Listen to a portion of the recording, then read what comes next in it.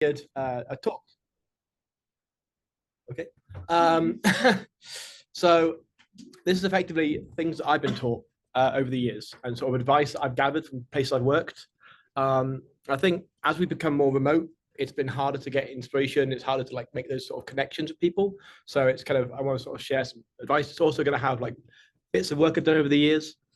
I've been to a lot of places. My LinkedIn profile looks a bit ridiculous at this point. But effectively, yeah, everywhere I've been, I've tried to sort of take little bits and pieces, whether it's a packaging agency or a motion graphics agency or like a trendy agency or like a two-man place or a giant agency, and compile them. So this is a presentation. But please take it with a pinch of salt. This is what works for me. It may not work for you, but hopefully some of it's helpful. That's what you can remember. So we're going to cover 7 things. Be memorable, harness hate, start with a sketch, end with a flourish, tell taller tales, scare someone, scare yourself, id, ego, and superego, and kiss. So, okay, 1. Be memorable. So, if there's one thing you take from this presentation, it's the fact that we, in everything we do, try to think like, why would someone remember this? Because if whatever you do is forgettable, whether it's when you write, produce an ebook, an ad, it's already failed. Like it doesn't matter about like the rates and the tracking and things. Like if people would forget it, it failed. So we are fighting, and this seems to use a lot now, people where everyone is following the leader, everyone's copying it. It's really important to sort of stand out. And this is sort of a thing that I try and bring to all my projects is like, what's the thing that's different? Because difference is memorability. This is called the von Rostoff effect, where if you have a list of things that are the same, you remember the first one, the last one, and the one that stands out in the middle. So in this case, the briefcase. Try to think that with your work as well. And it matters because every year, the C-suite in particular, so your CXOs are being bombarded with more and more stuff. We know all our clients want to always reach the C-suite. And right now, they are up to 72,000 things a year that they're being shown. So they're going to forget 71,500 of those, I'd imagine. So why we stand out? So again, what will they remember? Like how will they remember? And it doesn't have to be always weird. Like it can be memorable through efficiency. It can be memorable through quality. It can be memorable through quirkiness. You can also use like memory techniques. So I don't know if any of you guys know Miller's Law. Miller's Law is that humans have a hard time trying to put more than 7 things in their heads. It's why phone numbers are 7 digits long. It's a principal founding law of UX. If you're going to do topics, if you're going to have presentations, don't do more than 7. People won't, it's too many to remember. People get honestly scared of like, they're going to have 9 things or 12 things. Keep it to 7. So Miller's Law is very useful. Or even if you're doing a presentation, like the best piece of presentation advice I was ever told was tell them what you're going to tell them, and then tell them what you told them. Because that repetition input is so much harder. Like this, you're gonna get a lot of repetition in this presentation for that very reason. So you actually remember what I'm saying. So number 1, be memorable. Okay, chapter 2, harness hate. Hate and problems are really powerful. The best quote I ever got from a client in a face-to-face meeting was this from Adrian Menard, who founded Botify. I want to fall in love with my client's problems. I think this is what we should be trying to do, is like understand what problems our clients have and then solve them. That's, we want to find out what they hate. When Lee is talking about this and Dan are, we call it like, what's your dragon? Like, what's the thing we're overcoming? But actually, I think hate is the way I think about it because it's more powerful. Like, Marge, a word, please. I'm no art critic, but I know what I hate. This is a quote I use a lot with clients. Sometimes it can be very hard for someone who doesn't work in creative field to articulate why they don't like something or why they like something. They tend to know what they don't like more easily than what they like. I think on top of this, there's an interesting point here of like why you use hate. So one of my favorite ads of all time, if it plays, is this one. Here's a little song for anyone who's ever hated. in the key of grr. Can hate be good? Can hate be great? Can hate be good? Can hate be great? Can hate be something we don't hate?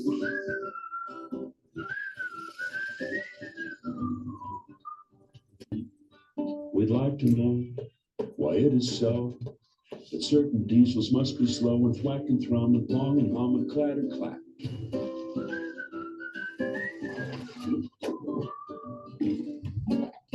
Hate something, change something, hate something, change something, make something better.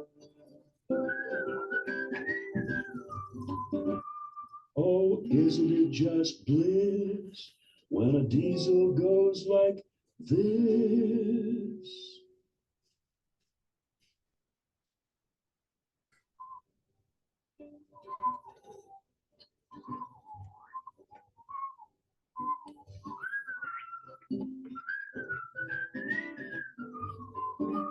Sing it like you hate it. Bob hate something, Bob change something, Bob hate something, change something, make something. So this is just this is an ad for an engine. You know, it's back when Honda were doing really weird, quirky stuff with one candy. But there's something in that, and it is, you know, in brand workshops, we tend to ask our clients like what they hate. And actually, I think this is good practice in general. Like, when did you last ask your client like what they hate? Like, what keeps up at night? What annoys them? What angers them? What irritates them? When we are selling in campaigns, like, we try to put it in context of ads they hate. So, you know, when we're selling in, you know, Nutanix work, you show the bland stuff. When you're showing in GXO, we show the bland. It's like the stuff they don't like. Like, we know our clients don't like this work. We know that it allows you to pivot, pole vault off it, and do more interesting work. And getting into that conversation, like what they hate the competitors are doing, or that they're doing, or about their brand. Like, every problem is an opportunity to innovate, try something new, do something different. Like, have that conversation. Sometimes we worry. I found people worry about negativity. Like, we don't want to be associated with negativity anyway. Actually, we want to be associated with solving problems. So, like, get that dialogue going about things they hate. When we do brand workshops, we give people green votes and red votes. Yep, what you love and what you hate. Actually, the red stuff's always more interesting, because if you say, I love this, what they're saying is, copy this. This is great. I love this. Copy this. That's a really boring brief. If you say, I hate this, do the opposite of that. That can go in like a whole wide range of ways. Yeah. And then you have a really interesting brief. Like, find out what they hate, do the opposite of that. And it works. Like, so sometimes what the client loves and what the client hates isn't necessarily what we love, and that's fine too. So this is Mitsubishi Chemical. They loved gray, which is never what the feedback a client, you know, when you're with a client, you're like, oh yeah, we really love gray things and we hate color. But that's fine. You know, you can still make it work and make it interesting, and it works for them.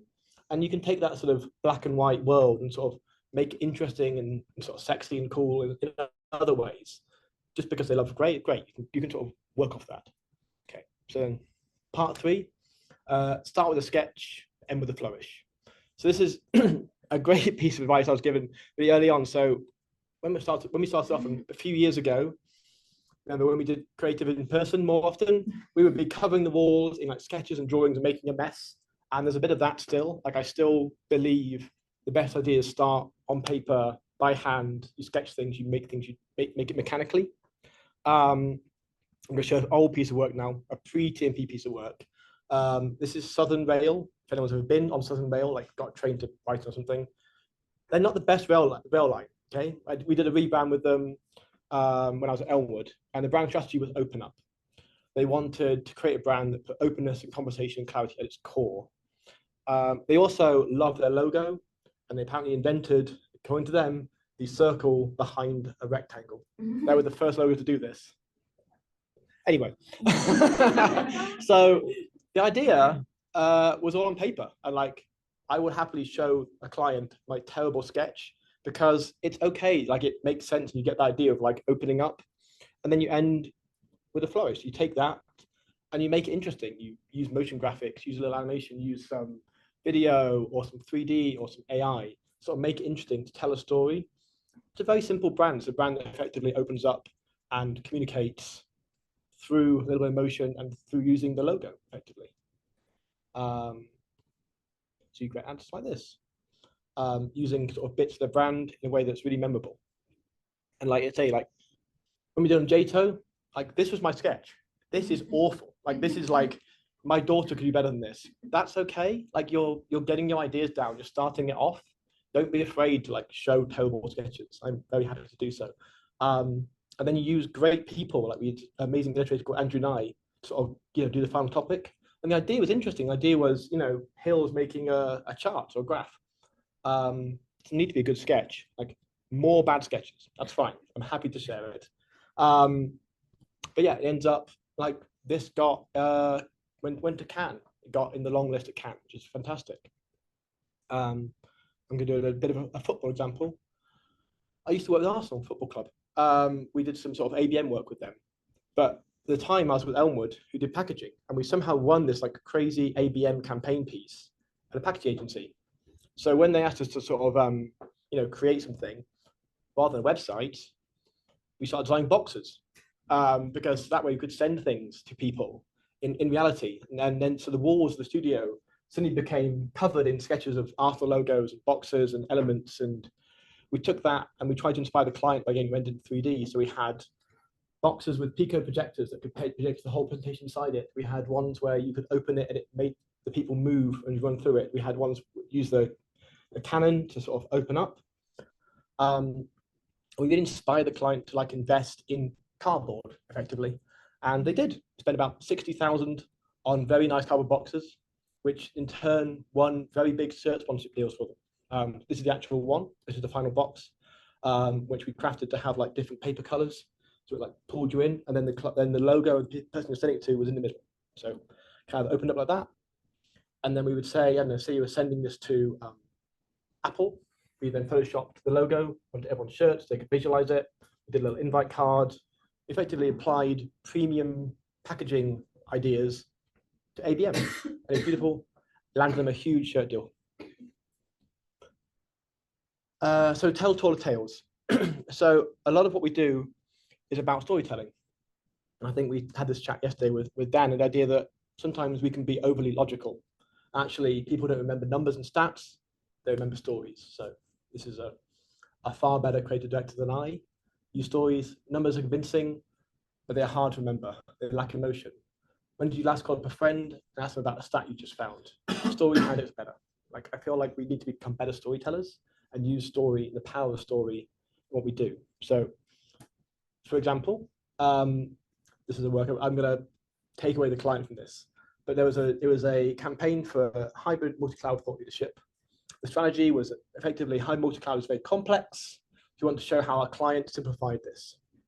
So then the creative question we asked ourselves is like, what is a memorable metaphor for a hybrid problem? The answer was a hybrid monster. So what does that look like? So this is the actual work we pitched. This is the story we told. So this is route one, tame your hybrid monster. And the reason I'm going to show this is to say we didn't go in there with ad lobs. We didn't go in there with sketches of actual ads or like banners. We wanted to land the idea, story, concept. So monsters are everywhere. A hybrid monster, what is that? It's a collection of things thrown together. Yep. And they exist. They are something we know about. They are like a Cerberus, Medusa, Centaur, your Chimera, your monsters. It's a part of culture. Like we understand what that is, and that is instantly memorable and interesting. A different way of talking about hybrid multi-cloud than just showing, boxes and lines connect to each other. We also know that hybrid solutions aren't necessarily bad, but they can create, unexpected results when sort of combined. It's one of my favorite cartoons. This is great. So what we're saying is if you had these hybrid multi-cloud monsters, we contain them, and that's sort of the idea. And then we add a few lines in, your architecture is wild, tame it, fantastic beasts and how to manage them, tame your multi-cloud monstrosities, or this called to a hybrid handler. We then showed how they could be brought to life through monster creators, interactive things, ways of playing it, and then ended with a bit of an overview. And that was the whole concept. We didn't do any ads at all. We got the client, and the client really bought into this because the idea was interesting and it frames the problem in an interesting way. And the final creative is still undergoing, but the last version looked a little bit like this. It's how multi-cloud casting a shadow of your business, shine a light in infrastructure and create a clear path to productivity. it gets you to a place that's interesting without forcing you to make the ad straight away and like waste the time. Okay, part 5, scare someone, scare yourself. I feel like sometimes we play it too safe. It's very easy to play it safe and to do things that we know are going to work. I was an agency called Dixon Baxi for a while, and this is their line, so I'm going to completely credit them here, which is the idea of just start in discomfort, like start where it's uncomfortable, you're not sure how it's going to work, because you can always pull it back into the safe area, but it's very hard to pull the other way.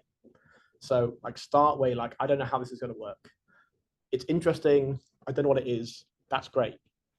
And I think the idea of actually using other ways of working, so something we talked about yesterday. So this is a quote from a client we pitched. I'm not going to actually name the client.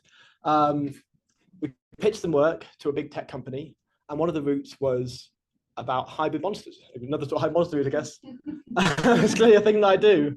But there was a really interesting idea behind this. This was talking about the way that the world is changing and businesses are changing, and how businesses need to evolve, and like how is your business going to evolve to adapt to its changing circumstances. So we had this whole idea of actually allowing them to put in questions that would then create these effectively answers, and then would generate business monsters, like future creatures that could adapt to any environment. And then we pulled it through and made actual like campaign series with it, like made it real. You know, if you really invest, again, like Aim with a Flourish, if you really like believe in these things and you really push them, and it feels interesting, it feels like a thing they could buy. And they should have bought it. They didn't buy it, it was too scary. But they remembered us and we got more work out of it in future because it's memorable and interesting and unlike anything else it had. And you know, how many clients have woken up in the middle of the night and like remembered something they saw in a pitch? Like that never happens. You know? Like you're trying to cut through. So do it any way you can. Okay, part 6, id, ego, super ego. This is a slightly pretentious way of saying that we work with people, not businesses, and actually understanding what drives those people, like those individuals, is absolutely key. We sort of covered this a bit again yesterday, but like understanding your client's ambitious, do they want to be rock stars? Do they want to just get things through really quickly? Like what's their motivation? That's super easy. So by the way, the id is like your sort of what's below the surface. Effectively, that's your animal instincts and the sort of things you kind of repress. Your ego is what you see on the surface, the central part of you. Super ego go between the two. It's actually really interesting. It's a Freudian thing. So yeah, how ambitious are they? What drives them? How can you support them in this? We already have this, our creative ladder, which I'm sure you all know, from sort of everyday work, which we know we do a lot of this, we have to, up to the super ambitious stuff. But I would encourage you to think about like the people who are buying that work, or you're selling that work to, or selling on. Like, are they rule breakers? Are they cautious? Like, there's lots of other ways of categorizing it, but like understanding them will help you to support them. So, for example, if they are ambitious rule breakers, you need to give them tools to sell that stuff on to people who are more cautious than them. Like, you need to give them decks that they can be present on.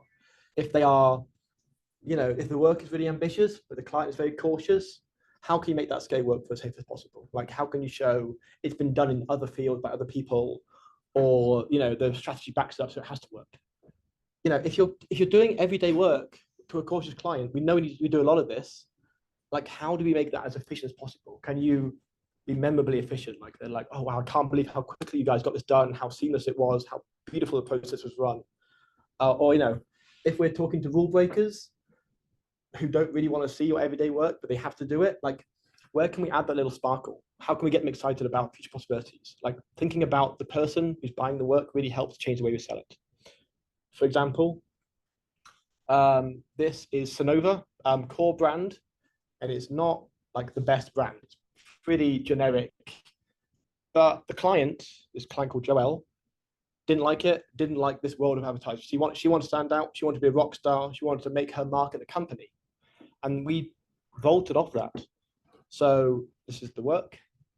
The brief was to increase the number of in-ear sales for hearing aid professionals. And you've seen a little bit of this before, so I put it in elsewhere. The strategy here was everyone unique. Like, every single hearing aid is unique, they're all crafted and made to order, and every person is unique. We told a bit of a story. Everything custom made requires more work. When you get something crafted and custom made, it's unique, it's bespoke, and it's special. So you want to make those hearing care providers feel like craftspeople and like really lean into craft and artistry as like the core of the campaign, not just showing people having fun who can hear. Like that's not going to connect in that way. You want to make the artisans who are like fitting the hearing aids feel good. So we tried a few different things. So first off, we tried a route inspired by Man Ray. You know, Man Ray, Spanish artist, a big fan, did lots of sort of multiple exposure photos. We thought we could show ears that way with like a multiple exposure, show the difference. We didn't really buy that. Then we tried looking into the inner ear and like how that looks. Everyone's unique and they have these weird amorphous shapes. That's really interesting. And you can kind of have that like idea of like it's what's inside that counts and have this idea, this shape that changes because these things change to fit people's inner ears. They didn't buy that either. That's okay. What they bought in the end was the idea of sculpture being a natural fit, like the idea of craftspeople crafting these ears, like marble and all those terms. And so we looked at this campaign that effectively focused in on making these ears out of marble. And then we had these like details of ears, soundscapes, which is, you know, for most people, kind of a weird thing to look at. But if you're specifically targeting hearing care professionals and they love ears and they deal with ears every day, they're going to really get this. Like that niche, that nuance, that's where B2B becomes more interesting than B2C, because you're not having to cater for like a wide range of tastes. It's a very niche part of society. And that's why this works, and that's why it was successful. Also, just having fun with it. Inner Peace is a great headline for a hearing aid that goes inside your ear, like playing the soundscapes. And we sent the people like literal posters of like crops of the ears that start to appear in offices and things. And that's, you know, that's where you get work that's, you know, commended and gets award worthy. Okay, last one.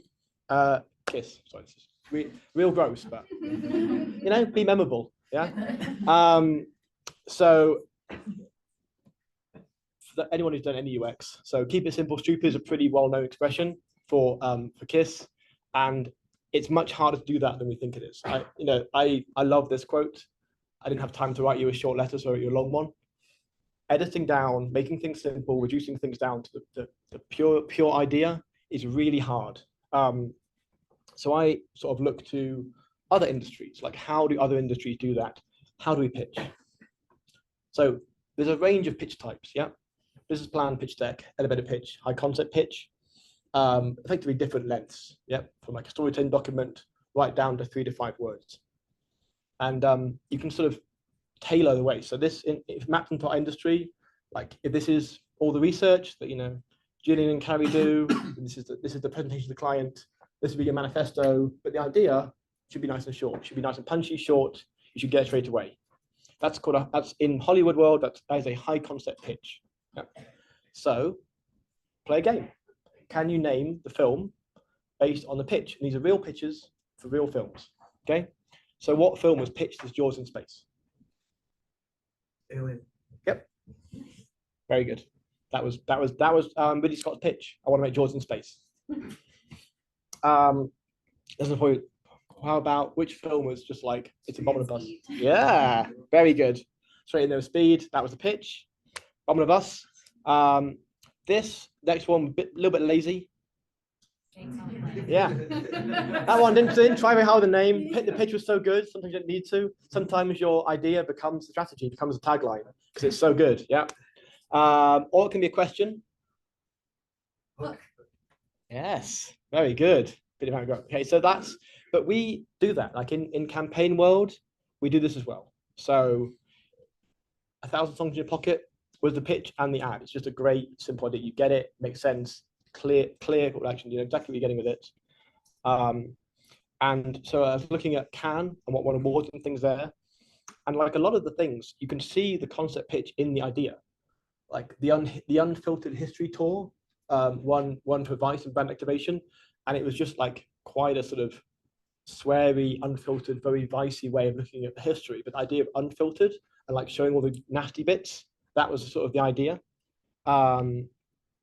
The thing that won PR was the first e-cycling team for prisoners, and it was this. It was now. This is when Miles put the deck together, but it was like it was e-cycling, so it was the prisoners obviously couldn't go anywhere, but they cycled in their area, and they created their own like team for prisoners. It was really interesting. This was Outdoor Lions was effectively this, the liquid billboard. What if you could swim in a billboard? That was kind of the idea. The idea behind this was that some women felt comfortable on the beaches being stared at, so they had this kind of swimmable billboard, and it's really interesting. But like that short idea is what we should be aiming for, and that's the idea of sort of keeping it simple. And that really is it. That's quite a short talk. If you remember 7 things, be memorable, always. Harness hate, like think about problems and how we solve them. Start with a sketch, keep it mechanical, end with a flourish. Tell taller tales, don't always make the ad, like tell the story. Scare someone, scare yourself, like start in discomfort, start in like, I don't know how this is going to work, and then make it work. Ego, super ego, like think about what your client's needs are and how, and you know, what they want, and then keep it simple. And to make it memorable, because a lot of us here have visual memories, there you go. So, and again, the divided slides on purpose, very different because it helps memory. Yep, makes it easy to remember. So that's it. I hope you learned something. Yeah. Any questions? No? It's really good. Thank you, Jay. It's okay. It's a nice little camera. One of the things that, because obviously the skew of this was like, how do you talk about ideas, get to ideas, talk about ideas, something else. Yeah. But to what extent should that be balanced with what the right idea is? So, because I think things like the kind of what do you hate, like the whole brand process, where you look at like what do you hate, what don't you hate, yeah, puts it in the hands of the brand or the marketer to decide how they're going to show up, as opposed to what your customers need or want. Yeah. So how do you balance like getting to an idea that the person who's buying the idea wants with actually what they should be doing, which is more about what the customers want, not what they want, if that makes sense? It does. Yeah. I'm going to repeat the question for the recording. So I think Matt asked, like, how do you balance what the client wants and hates versus what their customers want and hate? Yep. Okay. I'm summarizing. So I think there's 2 ways to look at this. So either the client's loves and hates could be the start of the process. So that might kick you off on a journey where you then do customer research and you find out if what the client believes aligns to customers, or flip it around. Like through research, we found this, and that can give you a range of options. And actually finding out what the client hates can narrow down those options. So you're kind of giving them a range of choices rather than like broadly everything. So yeah, it has to obviously align to the customer. I also like to think that in a lot of cases, our clients have a pretty good idea of like what the customer likes and dislikes, and what they like and dislike kind of aligns to it. And the job is not so much the client's going to be wildly off base, but more a case of helping the client to express themselves. So that sort of harness hate thing is like, yeah, it isn't really working. I can't work out why. That's trying to get to that. But yeah, I mean, to the point of Carrie and Gillian's speech today, like the brand tracking stuff is fantastic. So you then can take that and you can say, okay, client, we know you hate this. Let's go test it. Let's do some brand tracking. Let's like see if what you want, we can actually make that for you. It starts you off on that whole path. Like every time a client dislikes something, I think of it as an opportunity to go and do something interesting and new. That's how you use it. Okay. So in B2B, particularly in tech B2B, yeah, there is an association with premium complexity at the same time. If something is hard or difficult to solve, it's worth paying a lot more money for. How do you balance that with simplicity? I think how do you fight that with simplicity? I mean, that, yeah, okay. So I don't want to mix up like the process, which can be hard, and the outcome, which should be simple. Yeah. Like the process of doing, like what we do is difficult. It's hard, like this job. And one of the hardest things is simplifying really complex problems or understanding really complex things in a way that will then connect to a customer who's seeing a banner ad for 5 seconds. Like, you got to take all of that stuff, make it simple. That's worth a lot of money. That's hard to do, and that's why they pay us, hopefully. But yeah, I think, I don't think the two things are opposing, like premium and complexity, absolutely. But we wouldn't want to go to market by saying this is going to be complex or premium. Like it's No, but I mean, it's outcome should be simple. I think what I'm getting at is, from an engineering standpoint and a product standpoint in a company, you want to make it sound like you're solving one of the hardest problems for your customers. Yeah. And it's also, because you've done it, worth paying a lot of money for. And so there's, sometimes there's not an incentive to make that sound simple, because simple then gets associated with cheaper or less serious, or I mean, playful fun, like those kinds of things. And I think we are constantly in that balance between our clients and their audiences, in relationship to making it sound too simple, which then kind of devalues potentially their position. Yeah. And I think simple can be a triggering word for clients. Yeah. We've definitely had clients who don't make it simple. But I think premium and simple for me is elegant. Yeah. And like an elegant solution is something that all clients want. I think particularly in tech, the idea of elegant solutions to problems is something that everyone's chasing. That thing that just works. So I don't have the association of like it's hard to sell something that makes it seem simple, because our clients are solving hard problems for their customers too. Yeah. And if we can make their customers' lives easier, that's the whole idea behind the Italics brand. It's all about that simple one place idea. Yeah. Cool. Okay. There you go. Short and sweet. Thank you, guys.